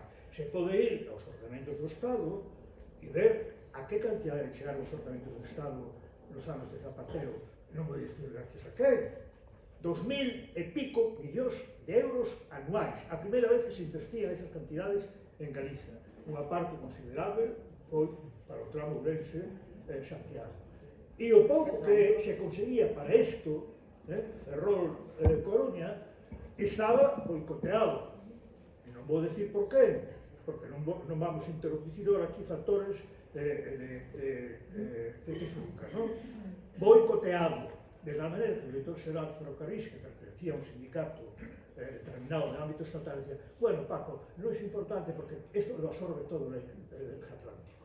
É dicir, o pouco diñeiro, incluso que viña para aquí, o levaban tamén para o resto. Ben, de tal maneira que, claro, nos pasamos así anos e anos as partidas pequenas para Ferrol, que eu intentei que para colleros en algo que se duplicara a vía na saída da cidade hasta o Ponte das Cabras, empezar por aí, bueno, pues eso, facía falta un dictamen municipal, urbanístico. Non se fixo nunca. De acordo con, non era culpa da Xiso, de acordo tamén con o Ministerio de Transporte. Bueno, e así fomos chegando a esta situación actual. Eu cheguei a recibir, no ano 1997, na oficina do BNG, a un comité de empresa a amenazarme por defender que houbera un tren en imperdibles condicións, porque lle quitaba pan aos seus fillos. E de aí para arriba. Bueno, entón, en Galicia quedaba fora de todo tamén. O que pasa que dentro de Galicia, e arriba nós, por unha conxunción de cousas, e cada quen lle poña nome, eu me pregunto cal é o papel do Ministerio de Defensa aquí, porque parece increíble que con a importancia que isto ten, o que din ter, non parece que haxa presión ninguna favorable a nada. Hai uns asteleiros. Eu me pregunto que pasa aquí para que eso non teña consecuencias prácticas de algún tipo. Claro que hai un lobby de transporte por estrada que presiona, e eu xa vou a repetir, me viñeron a decir que lle quitaba pan aos fillos por decir que tiña que haber uns trens aí. Que eu dixo, mira, que se os hai, vai haber máis autobuses tamén, sobre todo na comarca. E así tuvemos o debate continuamente, pero se os ordenamentos do Estado que alguén os negociou, non tería habido o que hai hoxe en Galicia, que, por certo, todas as contradicións que ten é derivadas precisamente de eso, que actuaron sin querer actuar. E entón, agora é un tramo de alta velocidade de verdade, outros 220 km, outro as entradas das cidades mal, porque tuvo que correr a la caso para demostrar que ele tamén facía as cousas. É dicir, que é produto deso. E, curiosamente, ahora vai ser a única parte do territorio do Estado español que modernizado vai estar con ancho ibérico. O cal se dice, igual, é que é admirable, pero é todo porque non hai non se quere, non se quixo, Non se hai fixo planificación. forzado, chegar a conclusión de, bueno, en Galicia se pode invertir cartos, eso sí que os obligamos a cambiar, pero o fixeron forzados, e isto é o resultado final. E entón, unha cousa pedagóxica para o futuro. Lugo está xa con unha obra que alguén pode calificar xa fallada, non sexa, pero está conectado, bueno, falta un pouco, pero con Ourense, precisamente vía Madrid, que lles preocupa únicamente, un investimento que casi ronda os 700 millóns de euros. E é un ferrocarril convencional. 700 millóns de euros. Bueno, entón, eu creo que aquí é importante modificar a infraestructura, facer as condicións mellores que se poida, un tren convencional apto para mercadorías e viaxeiros, pero que siga mantendo as conexións intermedias se queren entrar, que non sacalo. É que hai que hacer un ancho. E o bypass. Fágase o que se faga, un bypass hai que facelo. Pode ter 3 km, 4, 5, 8 ou 10. Ben, pois isto é o que temos que ter claro. Isto é o que temos que ter claro. Porque se non vai vir o conto da boa pipa, en función de calquera alternativa desas elefantiásticas costa máis de 1.500 millóns de euros, bastante máis. E iso, bueno, se alguén cree que vai investir e se alguén cree que ese é o modelo que necesitamos, pues parece moi ben, pero alarguen un pouco, despois de haber tanto colosismo como hai, e tanta cuidado co horario público, e tanto mundo do futuro sin gasto de enerxía, nada máis. Non podíamos falar moito máis, pero eu creo que o importante é que no futuro enfrentemos a cousa con unidade, pero tamén con coherencia. O eixo atlántico, por moitos 3.000 millóns que investiran aí, é un desastre. Para ese resultado, podríamos ter feito con moitísimo menos dinero. Bueno, eu estou de acordo en todo o que dixeche.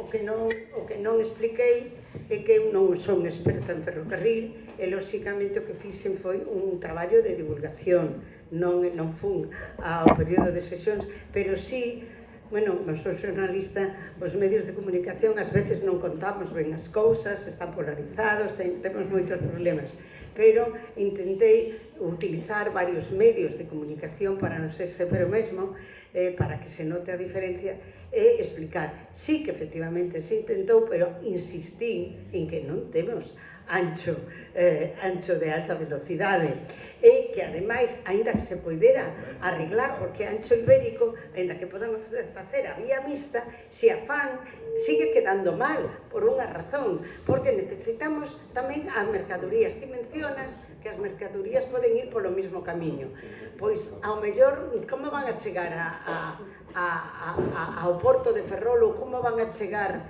ao porto de Vigo.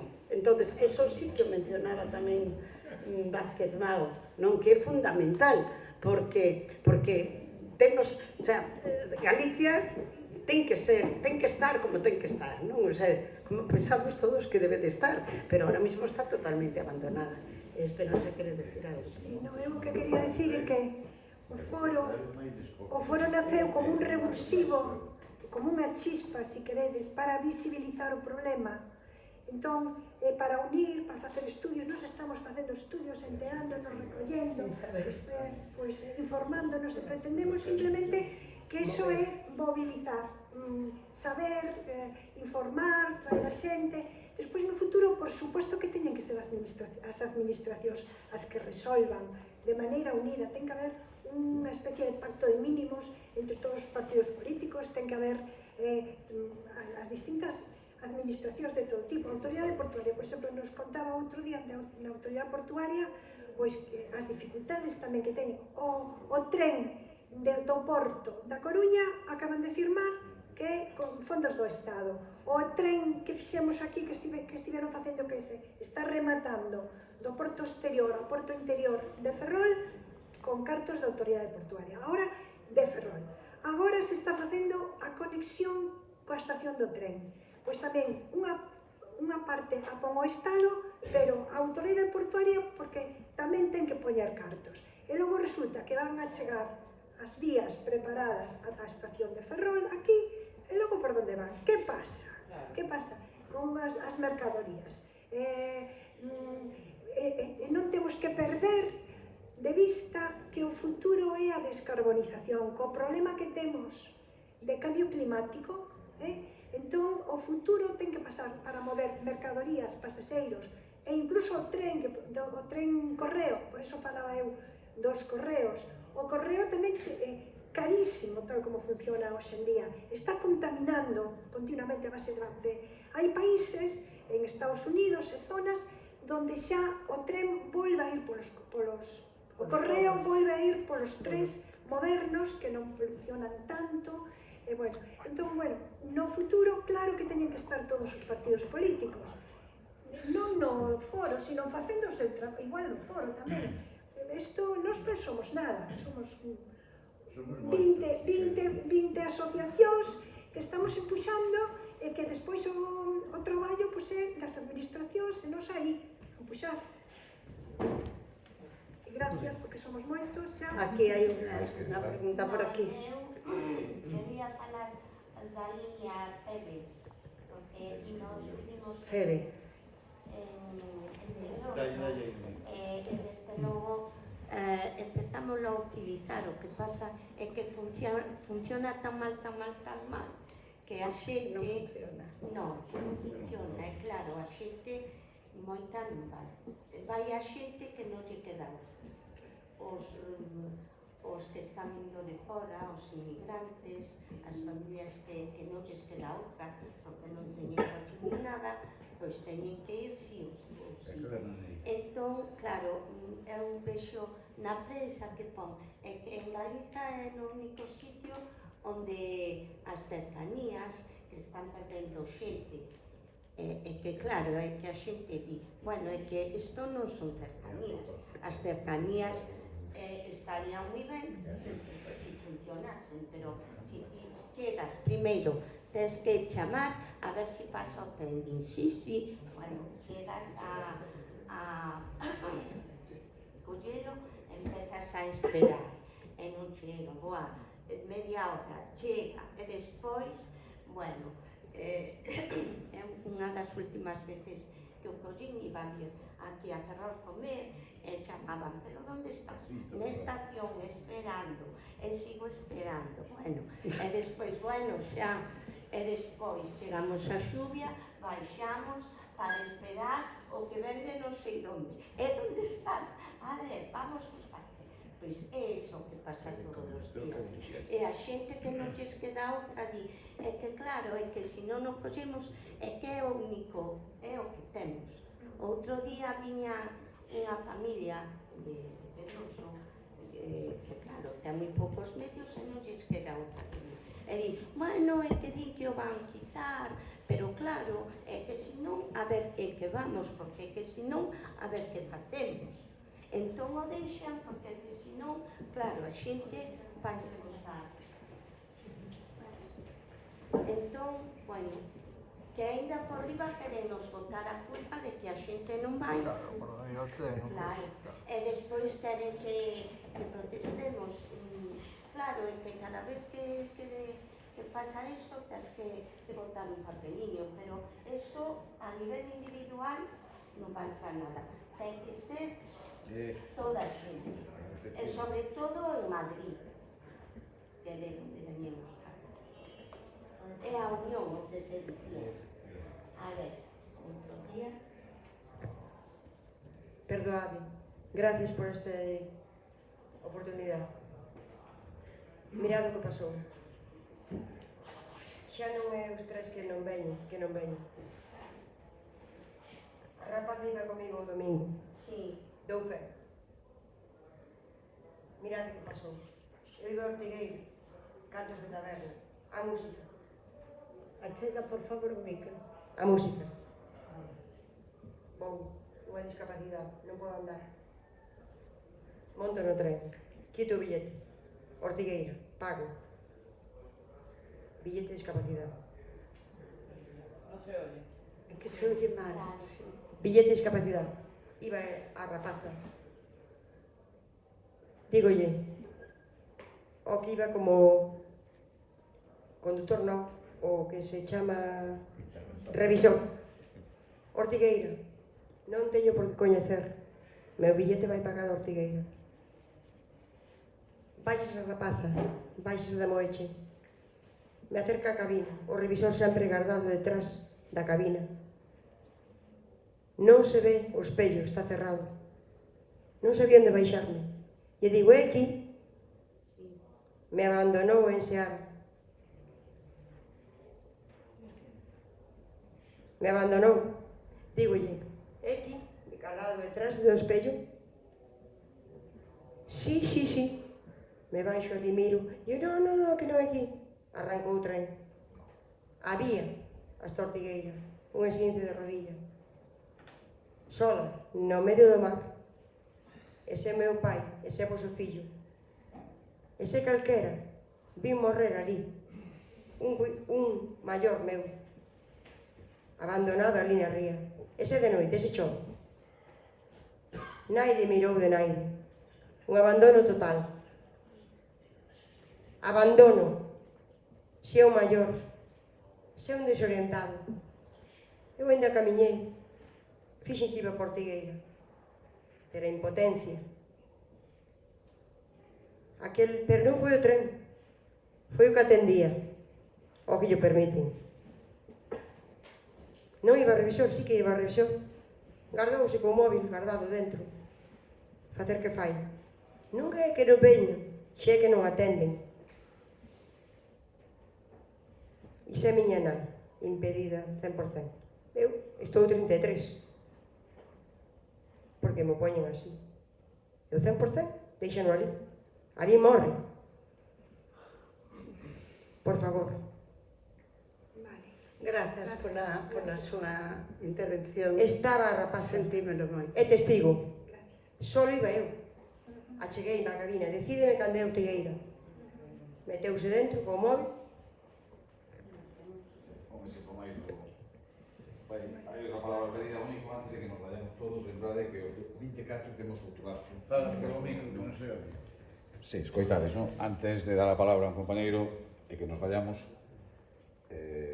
lembrade que o día 24 deste mes temos un acto a 7:30 no antigo hospicio, onde virá un compañeiro, Miguel Pazos Otón, que é catedrático da Universidade de Compostela, que tamén é un home implicado e conocedor no doble aspecto técnico-político, non digo partidario, político, do que se está facendo co ferrocarril e das necesidades que temos e como se están incumplindo. Entón, tamén é importante esa terceira conferencia. Gracias. Moi breve porque sei agora que a ver, non quero pecar de impaciente, mas acho que a través transversalmente do que viñestes a contar podese inferir que a solución non van vir do Estado. Se agardamos polo Estado imos chegar sempre tarde e mal, non? A min noto en falta que houbera un discurso máis proactivo con respecto a unha rede de cercanías. A situación a Madrid pode ser mellor ou pior, mas a día de hoxe hai traslados en avión. Se queremos ir a París ou queremos ir a Valencia, a Almería, podemos dispor de avións.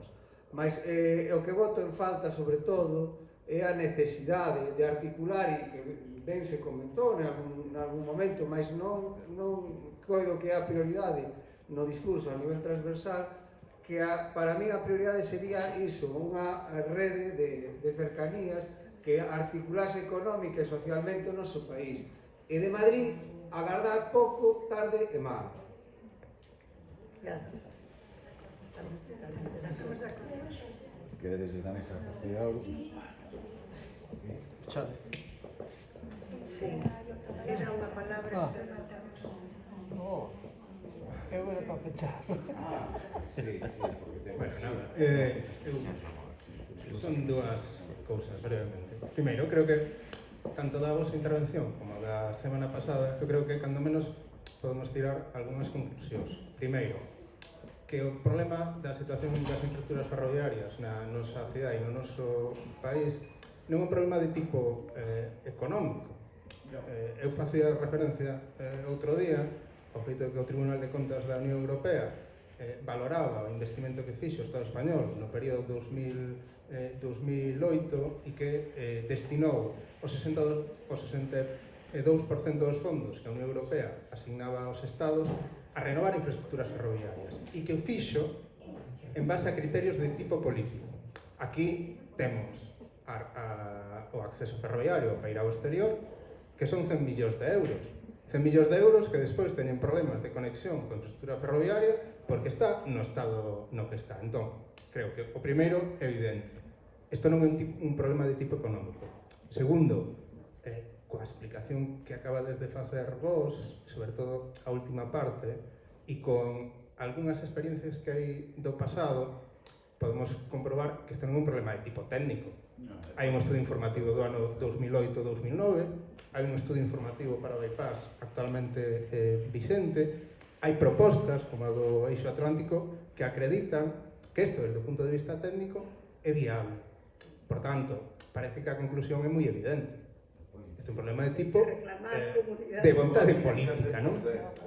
Por tanto, eu creo que o que estades a propoñer a través deste foro creo que é moi importante.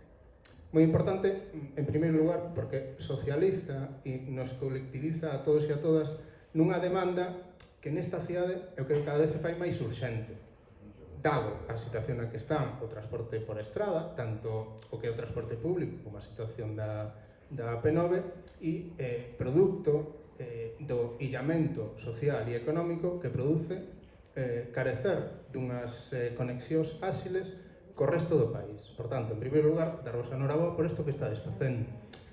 En segundo lugar, eu o que si creo é que a partir de aquí o que tenemos é que tirar algún tipo de conclusións para abordar esa unidade que estades a demandar, que eu creo que é fundamental. Eu non sei se a de admisión en bloque é unha solución ou non, pero o que sí creo é que poidamos ter unha folla de ruta, uns acordos de mínimos, na que todos e todas nos podamos ver reflectivos, é básico. Pero creo que ese acordo, cando menos, tamén ten que basarse un pouco na experiencia do pasado.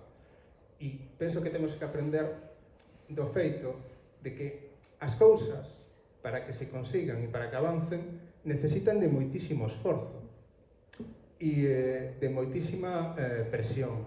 A día de hoxe, temos un estudio informativo respecto dun bypass. Este estudio informativo non quere decir que se vai a facer. E temos experiencias do pasado que así o certifican. Ese estudio informativo, ademais, fala de dúas variables que creo que hai que ter en conta, que di que esta conexión non é viable porque non ten mercadorías e porque as locomotoras son diésel e non son eléctricas. Por tanto, ese estudo informativo, ese bypass, ten que ir acompañado de outras demandas, que a electrificación, a doble vía, a contabilidade con mercadorías e viaxeros e viaxeiras. E creo que con esas demandas, con eses acordos, aproveitando que hai feito e o que se pode facer, podemos ser capaces de chegar a un punto de encontro no que todos e todas podemos demandar esa unidade que facedes referencia e que estas cousas, cando menos, poidan avanzar nun prazo curto de tempo e se cadra un pouco ao objetivo co cal poderíamos intentar enfocar o futuro deste tipo de propostas. Gracias. Me parece que... Xavier, espera que Xavier... No, eu para pechar, no. Bueno, pues fecha ti. No, que peche nela, só.